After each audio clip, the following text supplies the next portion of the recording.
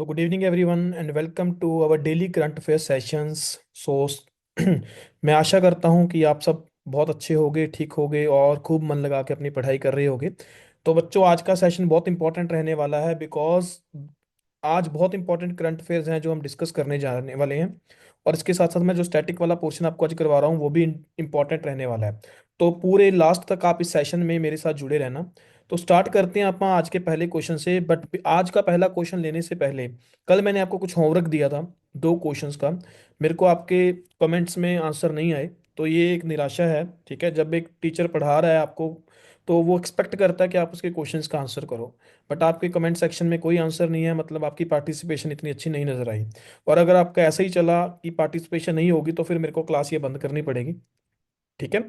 तो अगर आप चाहते हो कि ये क्लास कंटिन्यू चले, आपके करंट अफेयर डेली बेसिस पे कवर हों, तो प्लीज़ पार्टिसिपेट करो। और जो क्वेश्चन पूछे जाते हैं डेली उनका आप आंसर करो टाइम टू टाइम। ओके। तो चलो मैं ही बता देता हूँ आपको कल वाले क्वेश्चंस के आंसर। तो कल मैंने आपको दो क्वेश्चंस दिए थे फाइल में। तो फर्स्ट क्वेश्चन है बच्चों, आईएनएस वार्कशीर जो अभी रिसेंटली न्यूज़ में है, तो ये क्या चीज़ है? तो INS Vagsheer recently in news is a. तो फर्स्ट ऑप्शन है बच्चों न्यूक्लियर सबमरीन। तो ये न्यूक्लियर सबमरीन तो नहीं है। स्टेल्थ फ्रिगेट, ये स्टेल्थ फ्रिगेट भी नहीं है। डिस्ट्रॉयर शिप, ये डिस्ट्रॉयर शिप भी नहीं है। तो बच्चों ये इसका आंसर है, सही जो आंसर आएगा that is none of the above. Actually में जो आईएनएस वार्कशीर है ये हमारी डीजल सबमरीन है, कन्वेंशनल डीजल सबमरीन है ये। ठीक है, तो ये डीजल सबमरीन है बच्चों। ये हमारा एक प्रोजेक्ट है, प्रोजेक्ट 75, उसके अंडर बनाई जा रही है ये। ठीक है, ये सिक्स्थ सबमरीन थी इस प्रोजेक्ट की जो फाइनली हमने कमीशन की है। मझगांव डॉक शिपयार्ड जो है उनके द्वारा बनाई गई है ये। ओके। इसके साथ साथ हमने दो शिप्स और कमीशन की हैं। एक आपने याद रखना है, डिस्ट्रॉयर शिप है सूरत, प्रोजेक्ट 15B है ये। ओके। तो विशाखापट्टनम क्लास शिप है ये। And second is INS Nilgiri. तो ये दो शिप्स आपने याद रखनी है।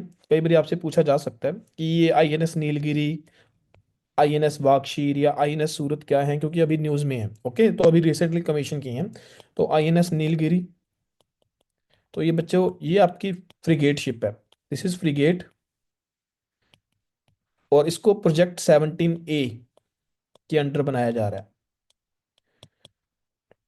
ठीक है, तो ये प्रोजेक्ट 17A के अंदर बनी है। और जो मैंने आपको बताया आईएनएस आईएनएस सूरत, तो ये प्रोजेक्ट 15B के अंदर बनाई गई जो डिस्ट्रॉयर है। एंड जो ये आईएनएस वाकशीर है ये डीजल सबमरीन है। ओके, चलो अगले क्वेश्चन पे मूव करते हैं। Similipal tiger reserve recently news में है, तो पूछा जा रहा है इसकी लोकेशन। तो बच्चों ये स्टैटिक जीके का क्वेश्चन है। तो ये ओडिशा में है सिमलीपल टाइगर रिजर्व। ओके, तो आपने याद रखना है। तो ये इसके साथ मैं आपके जो कल दो क्वेश्चन थे उसको कंप्लीट कर रहा हूँ और आज का सेशन स्टार्ट करने जा रहा हूँ। ठीक है, तो स्टार्ट करते हैं आज के पहले क्वेश्चन से। तो फर्स्ट क्वेश्चन है, which government has launch the Pujari Granthi Samman Yojana for Hindu and Sikh priest in January 2025। तो जो पुजारी हैं और जो ग्रंथी हैं तो उनके अकाउंट में हर महीने 18,000 रुपया डालने की बात है बच्चों स्कीम के अंदर। तो ये स्कीम किसने स्टार्ट किया? देखो ये आपको कौन सी स्टेट के चीफ मिनिस्टर हैं, मतलब अभी अभी नहीं है, मतलब ठीक है, कमांडर हैं, मतलब उस मेन लीडर हैं उस पार्टी के। तो ये बच्चों दिल्ली इसका आंसर आएगा। तो दिल्ली गवर्नमेंट ने ये स्कीम स्टार्ट की है, पुजारी ग्रंथी सम्मान योजना। तो इसमें क्या है बच्चों, मंथली जो है 18,000 की एक राशि है जो पुजारी और ग्रंथी उनके अकाउंट में डाली जाएगी। ओके, तो याद रखनी है ये स्कीम। नेक्स्ट है बच्चों, who has become the CEO of unique identification authority of India इन जैन 2025। तो यूआईडीएआई। तो यूआईडीएआई के बारे में भी आपको पता होना चाहिए फर्स्ट ऑफ ऑल। इसके बारे में आप बाद में देखते हैं, पहले क्वेश्चन को देखते हैं। तो अब इसके सीईओ अपॉइंट हुए हैं, तो कौन अपॉइंट हुए हैं सीईओ बच्चों, ये क्वेश्चन पूछा गया। तो who has become the CEO of unique identification authority of India in January 2025। तो ऑप्शन है भुवनेश कुमार, मनीष सिंघल, नीलेश राव या अमित अग्रवाल। तो बच्चों इसका सही आंसर है जो है that is Bhuvnesh Kumar. Okay, तो भुवनेश कुमार जो हैं ये आपके यूआईडीएई के जो हैं अभी सीईओ अपॉइंट किए गए हैं, आईएएस ऑफिसर हैं। ओके, तो आपको ये भी पता होना चाहिए कि जो ये यूआईडीएआई है, it is statutory body. Statutory क्यों है? Because it was formed under the Aadhaar act 2016। तो जो बॉडी किसी एक्ट के अंदर बनती है बच्चों, उसको स्टैट्यूटरी बॉडी बोला जाता है। Okay.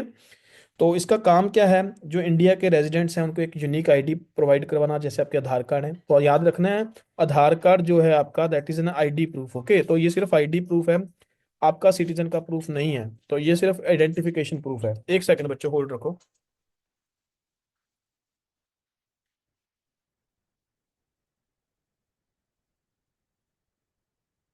Sorry for the disturbance, phone बज गया था बीच में।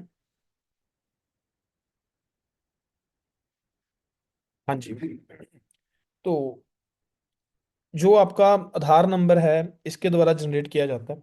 तो इसकी कंपोजिशन देख लो, इसमें एक आपको चेयरमैन नजर आएंगे, टू पार्ट टाइम मेंबर्स होंगे और एक सीईओ। ठीक है, who is also the member secretary of the authority. Let's move to the next question. तो नेक्स्ट क्वेश्चन है बच्चों, ये एक फैक्चुअल क्वेश्चन है। ग्लोबल फैमिली डे 2025, तो ये कब सेलिब्रेट किया जाता है?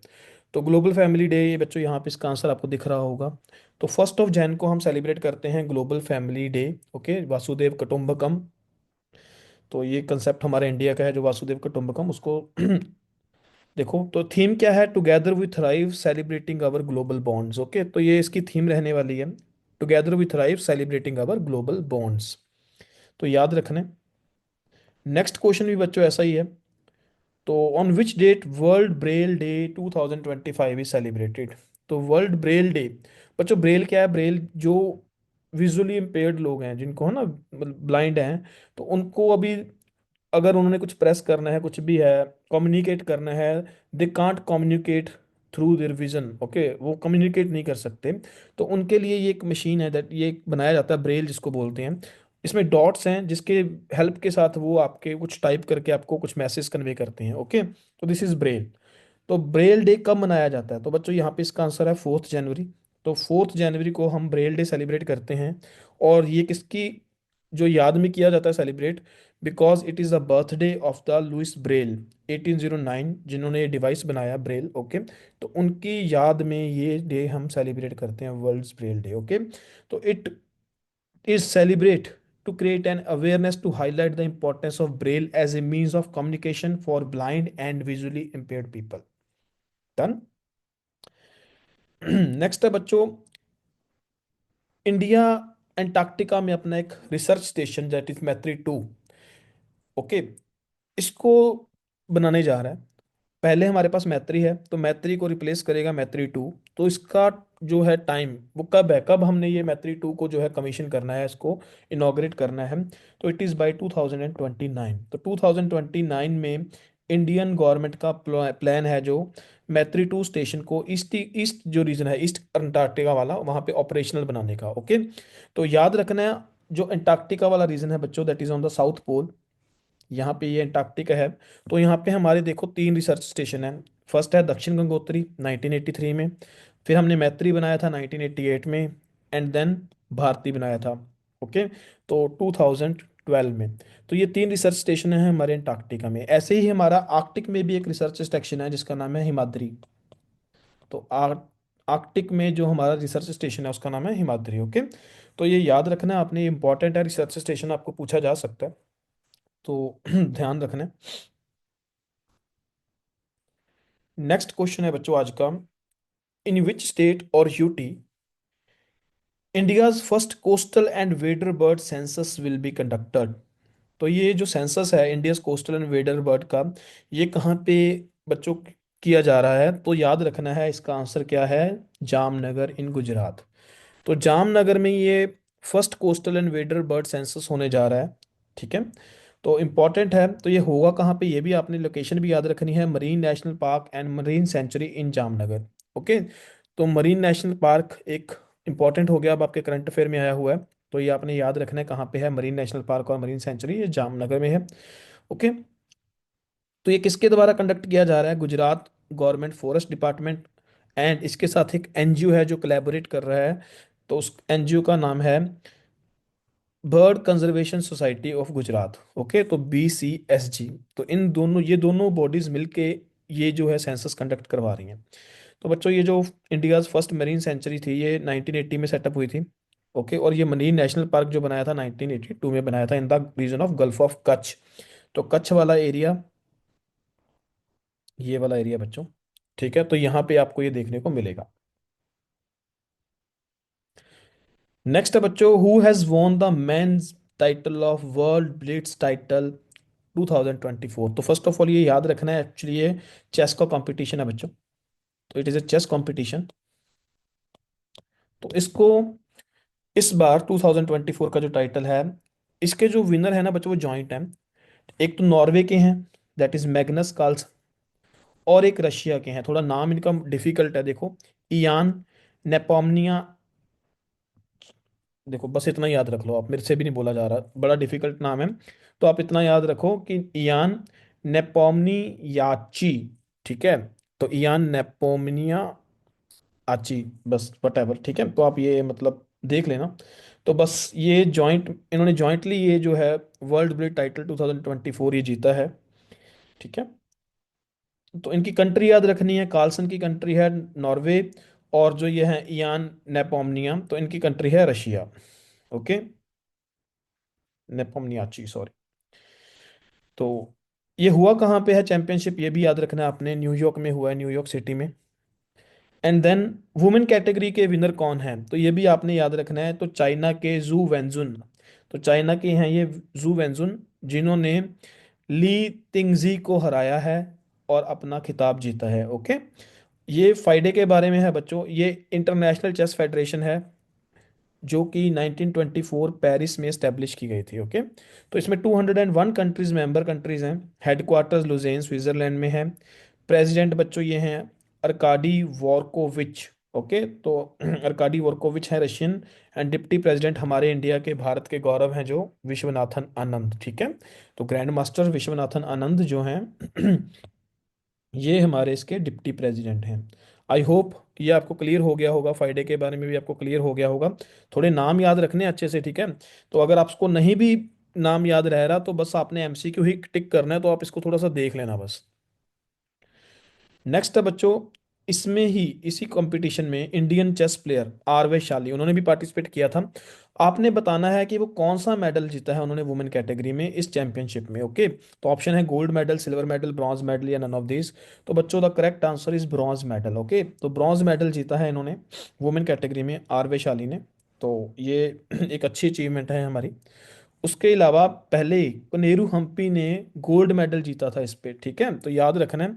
तो वुमेन्स गोल्ड मेडल भी जीता हुआ है हमने, तो वो जीता था पर वर्ल्ड रैपिड चैंपियनशिप में। दो चैंपियनशिप होते हैं, एक ब्लिट्ज एक रैपिड, तो इन्होंने रैपिड में जीता, कोनेरू हम्पी ने।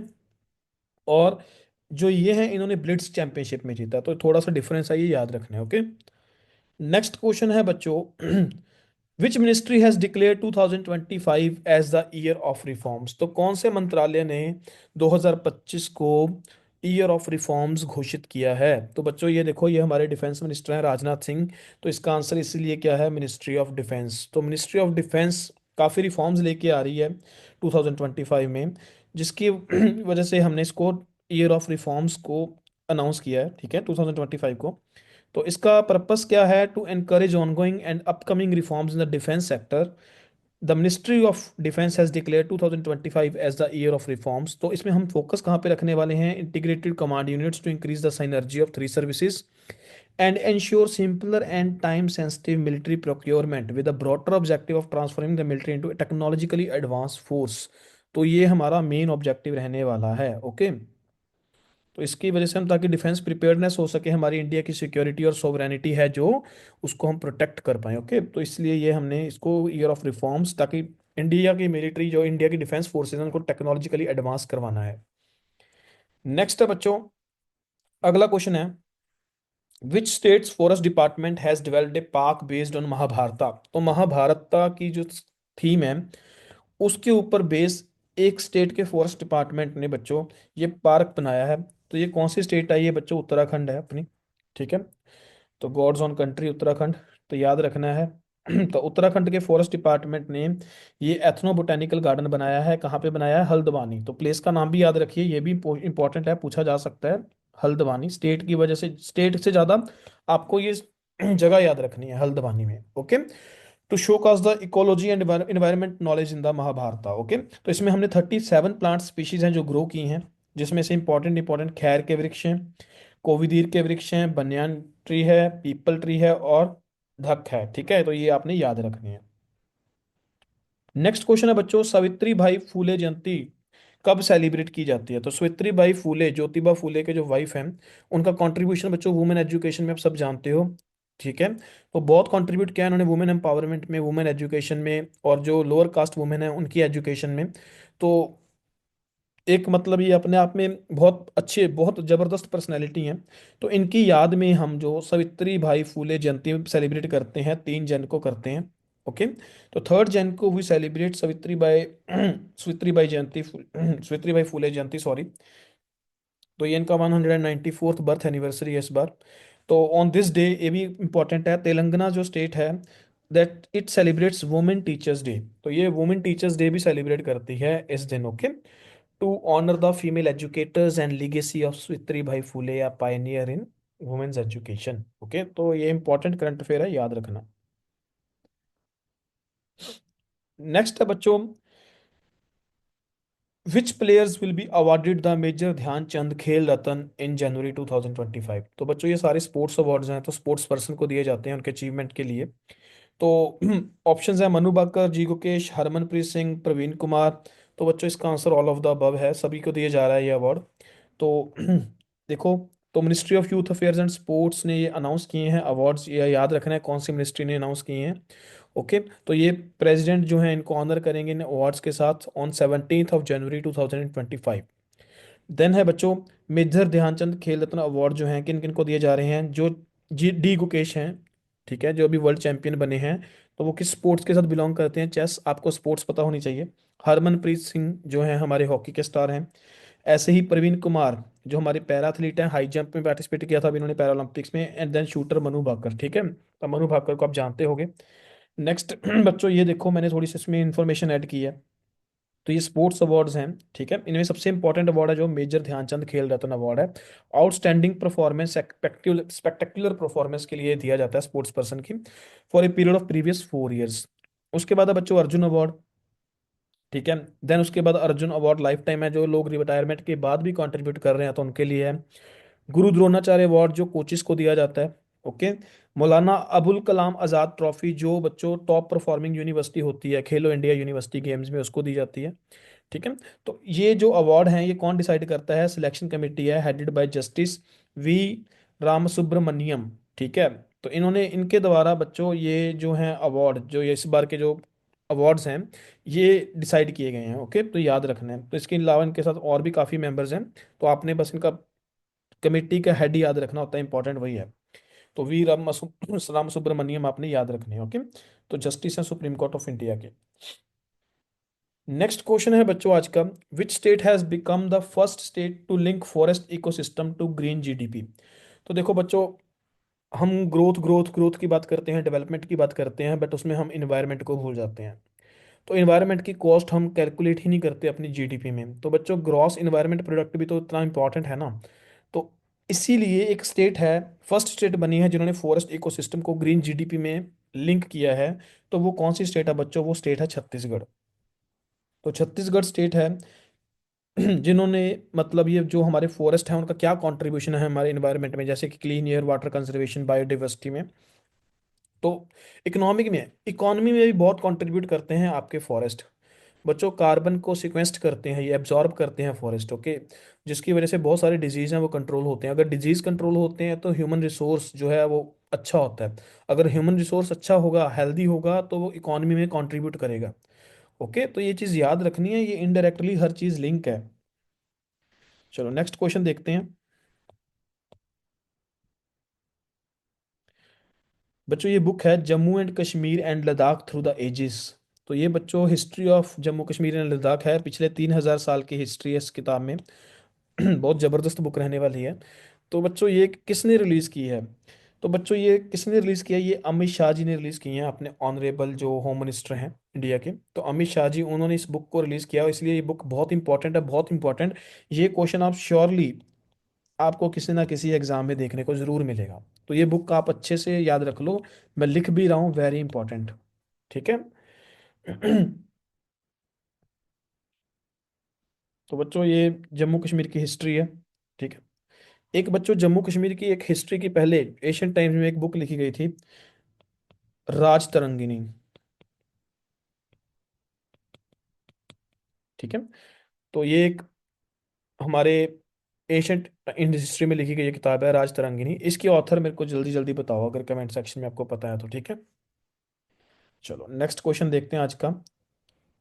नेक्स्ट क्वेश्चन है बच्चों, which state will organise the national Saras Mela 2025 from 20 to 31 January 2025। तो बच्चों इस बार केरला है जो ये सरस मेला ऑर्गेनाइज करने जा रहा है। ठीक है। तो केरला चेंगनूर म्युनिसिपल स्टेडियम में जो ये मेला है उसको लगाने जा रहा है। ठीक है। इसको ऑर्गेनाइज कौन कर रहा है, कुटुम्बश्री मिशन जो है उस वो इसके ऑर्गेनाइजर हैं। इसमें रूरल प्रोडक्ट्स को प्रमोट किया जाएगा। 300 स्टॉल्स बताई गई हैं, 200 फ्रॉम केरला हैं जिसमें handmade items, handicraft, jewellery, textiles या होम डेकोर के आइटम्स हैं। जो मतलब इंडियन क्राफ्ट है उसको मतलब ये हाईलाइट किया जाएगा इस मेले में। ओके। तो याद रखना है सरस मेला कहाँ पे लग रहा है। नेक्स्ट क्वेश्चन है बच्चों, यूनाइटेड नेशंस ने किस साल को year of cooperation, quantum science, technology and peace and trust घोषित किया है। Quantum science and technology and peace and trust. तो ये बच्चों कौन सा ईयर है, 2025। तो बहुत इंपॉर्टेंट है, वेरी वेरी इंपॉर्टेंट। तो ये यूनाइटेड नेशन ने, जैसे अभी हमारी डिफेंस मिनिस्ट्री ने ईयर ऑफ रिफॉर्म्स घोषित किया है 2025 को, तो ऐसे ही यूनाइटेड नेशंस ने year of cooperation, quantum science and technology and peace and trust जो है वो घोषित किया है। ओके। तो ये आपने याद रखना है। तो इसके अलावा ये देखो ये सारा मैंने लिखा हुआ है। तो एक और है international year of glaciers preservation, तो ये भी एक इम्पॉर्टेंट है, तो याद रखना है। ओके। नेक्स्ट क्वेश्चन बच्चों बहुत इंपॉर्टेंट क्वेश्चन है इकोनॉमी के पॉइंट ऑफ व्यू से। तो what is the primary mandate of the Ramesh Chand panel constituted recently. तो रमेश चंद जो पैनल है तो इसको किस लिए बनाया गया है। तो ऑप्शन है to propose a new GDP calculation methodology, to revise the base year of wholesale price index, to assess fiscal policies of the government, या टू एवेल्युएट पब्लिक एक्सपेंडिचर। तो बच्चों इसका ये भी गलत है, ये भी गलत है, ये भी गलत है। तो to revise the base year of wholesale price index is the correct answer. तो बच्चों बेस ईयर वो होता है, हम एक नॉर्मल ईयर लेके चलते हैं जिसके बेसिस पे हम कैलकुलेशन इन्फ्लेशन को टारगेट चेक करते हैं, सॉरी इन्फ्लेशन को चेक करते हैं उस बेस ईयर के कंपैरेटिवली। तो एक आइडियल ईयर लेके चलते हैं हम बेस ईयर।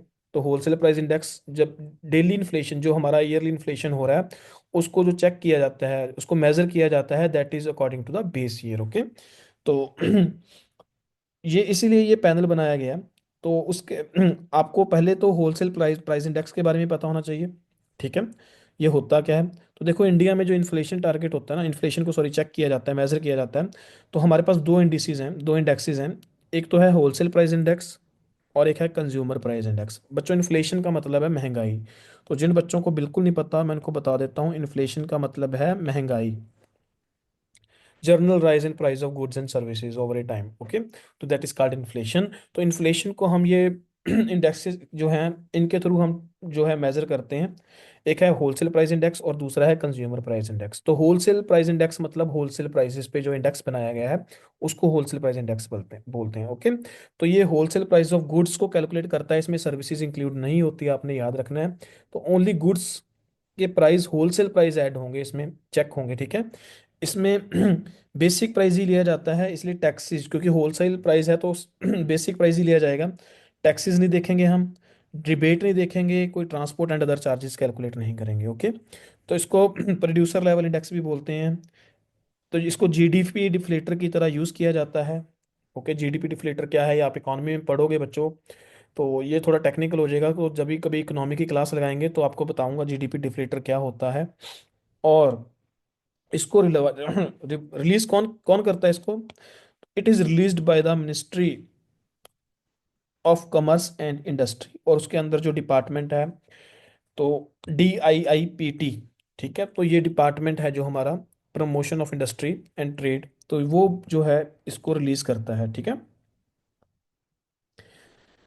दूसरा इंडेक्स है जो बच्चों हमारा है that is consumer price index. तो ये रिटेल इन्फ्लेशन को मेजर करता है, इसमें गुड्स एंड सर्विसेज दोनों कैलकुलेट की जाती हैं। ओके, तो इसको आरबीआई और हमारी सेंट्रल गवर्नमेंट टारगेट करती है, इससे इसको चेक, इसको इसलिए मेजर किया जाता है टारगेट इन्फ्लेशन या वेज रिवीजन अलाउंसेस को देने के लिए। ठीक है, तो इसके बेसिस पे हमारी सारी चीज़ें देखी जाती हैं। इसको एनएसओ द्वारा जो है रिलीज किया जाता है मंथली, और ये रूरल, अर्बन और कंबाइंड तीन फॉर्म में आता है। ठीक है, तो ये आपने याद रखना है। तो इसमें 697 आइटम्स हैं टोटल, इसमें 448 रूरल हैं और 460 अर्बन आइटम्स हैं जो चेक की जाती हैं। तो बच्चों ये बेस ईयर है। ठीक है, आपने याद रखना है।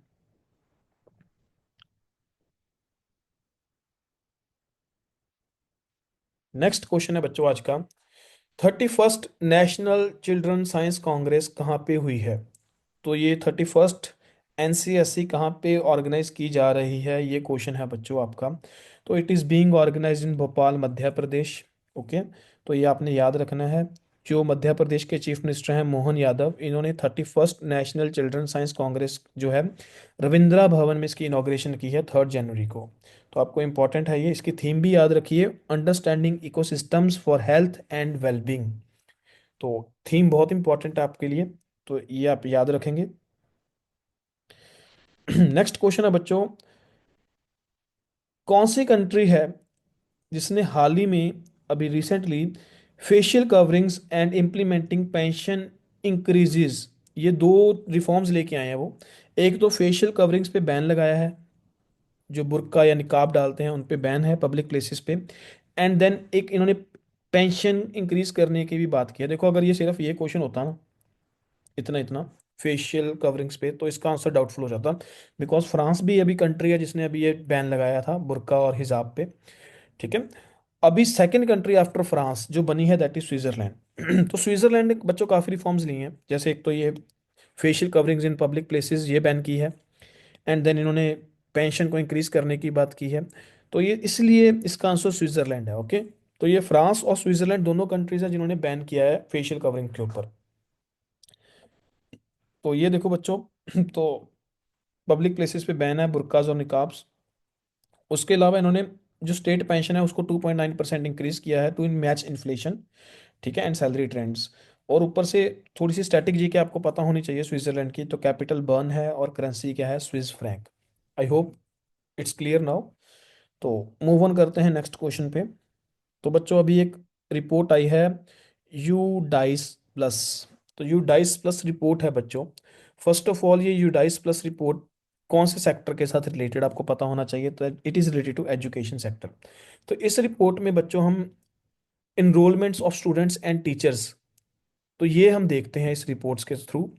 ठीक है, अब इसमें क्या आया है, इंडिया के हाइलाइट्स क्या हैं इस रिपोर्ट के, अभी वो भी देखेंगे। तो इसको मिनिस्ट्री ऑफ एजुकेशन द्वारा रिलीज किया गया है रिसेंटली, तो ये आपने याद रखना है। तो UDISE plus is a large data system covering 14.72 lakh schools, 98.0 lakh 08 lakh teachers and 24.8 approximately 25 crore students को कवर करता है।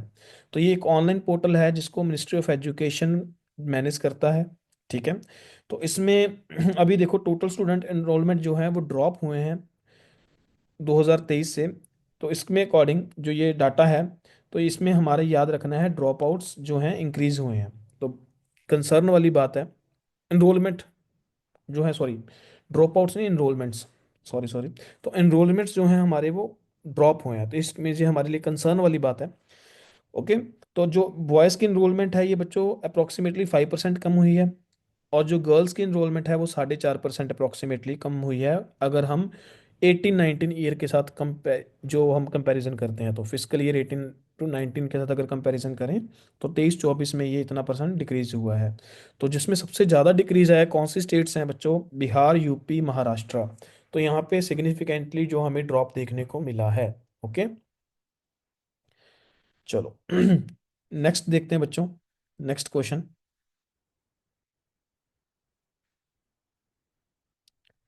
लास्ट क्वेश्चन आज का ये।